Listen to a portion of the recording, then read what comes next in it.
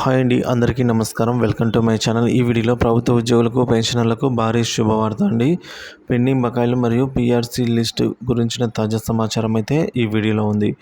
వీడియోని ఎక్కడే కానీ స్కిప్ చేయకుండా ఎండ్ వరకు చూడటప్పుడు పూర్తి ఇన్ఫర్మేషన్ అర్థమవుతుంది.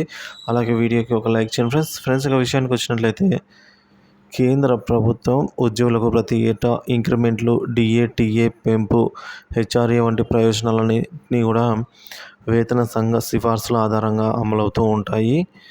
ప్రస్తుతం అమల్లో ఉన్న 7వ వేతన సంఘం కాలపరిమితి ముగిసింది.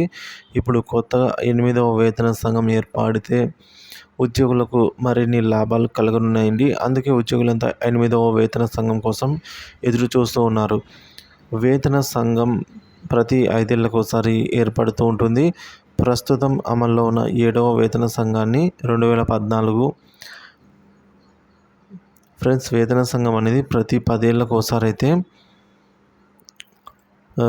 ఏర్పడుతూ ఉంటుంది. సో ప్రస్తుతం అమల్లో ఉన్న 7వ వేతన సంఘాన్ని 2014 ఫిబ్రవరి 28వ తేదీన అప్పటి మన్మోహన్ సింగ్ పీఎంగా ఉన్నప్పుడు ఏర్పాటు చేయగా, మరుసటిది అంటే 2015 డిసెంబర్ 19 కల్లా అయితే నివేదిక సమర్పించిందండి కమిషన్. ఇక 2016 జనవరి 1 నుంచి 7వ వేతన సంఘం ఏర్పాటు అమల్లోకి వచ్చింది. అంటే వేతన సంఘం ఏర్పాటైన 2 ఏళ్లకు అమలుకు నోచుకుంది. అందుకే కేంద్ర ప్రభుత్వ ఉద్యోగులు కొద్ది కాలంగా 8వ వేతన సంఘం ఏర్పాటుకై డిమాండ్ చేస్తున్నారు.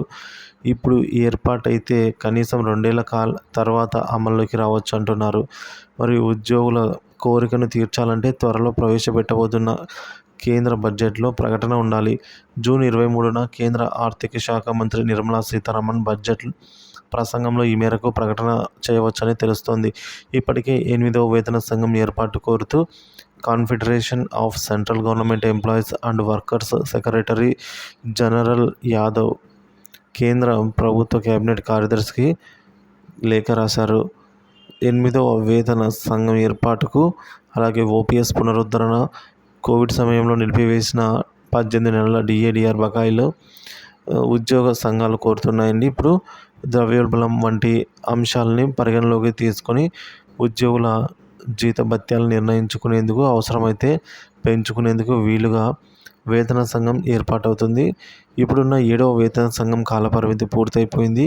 అందుకే కొత్తగా 8వ వేతన సంఘం ఏర్పాటుకై డిమాండ్ వినిపిస్తోంది. జూన్ 23, 2024న పూర్తి స్థాయి అంటే ఈ నెల 23వ తేదీన పూర్తి స్థాయి బడ్జెట్ ఉంది. ఈ బడ్జెట్లో 8వ వేతన సంఘం ఏర్పాటుపై ప్రకటన ఉండవచ్చని అయితే భావిస్తున్నారు.